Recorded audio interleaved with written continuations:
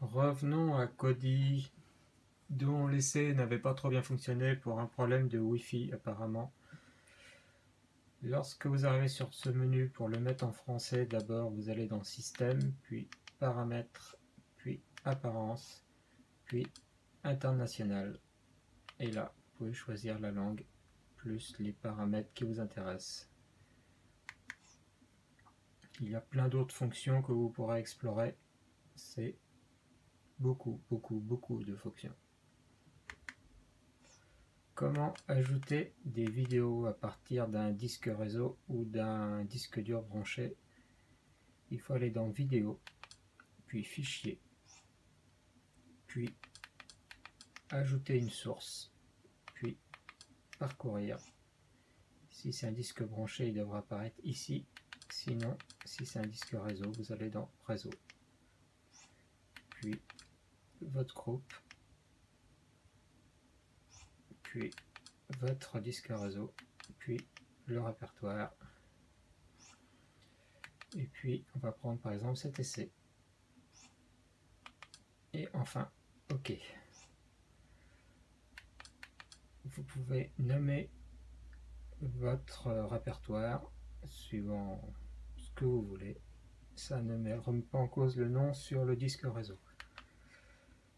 Ensuite, avec OK, on arrive sur un deuxième menu très important où on choisit le scrapper. Le scrapper, si vous ne savez pas encore, c'est ce qui permet de retrouver les fiches techniques des films ou des séries à partir d'internet, qui vous donne le résumé, les photos, les jaquettes et ce genre de choses. C'est très intéressant, c'est la fonction intéressante, on va dire, de Kodi.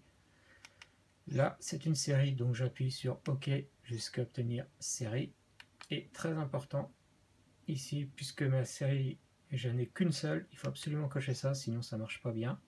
Et encore plus important, dans Paramètres, il faut absolument choisir la langue française pour, si possible, récupérer les informations en français. Ensuite, OK. OK. Je mets à jour. Là, il est en train d'analyser le répertoire. Et voilà. Et donc, si je vais dans le répertoire, au miracle, j'ai les photos, les résumés des épisodes, la qualité, l'encodage, ce genre de choses. Pour afficher de cette façon-là, j'ai été dans le menu qui est complètement à gauche. Pour y accéder, il faut aller avec la flèche de gauche. Voilà.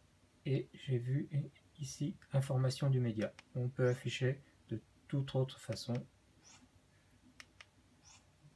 Vous choisirez celle qui vous intéresse.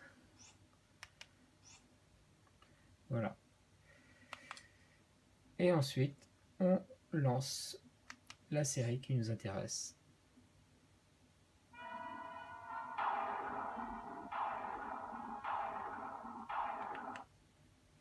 On peut, avec les boutons de fonction, faire marche avant, marche arrière, etc. Choisir un sous-titre s'il y en a besoin. Voilà, on sort de là. Je sors, je ressors, et voilà. Et il y a maintenant un bouton série TV qui a été ajouté par Kodi. Et là, si vous avez plusieurs séries TV, vous pouvez les choisir par titre, par genre, par année, etc. Voilà, bonne utilisation de Kodi. Ça n'a pas été simple pour vous adapter ça. Mais voilà, c'est fait. Allez, à plus.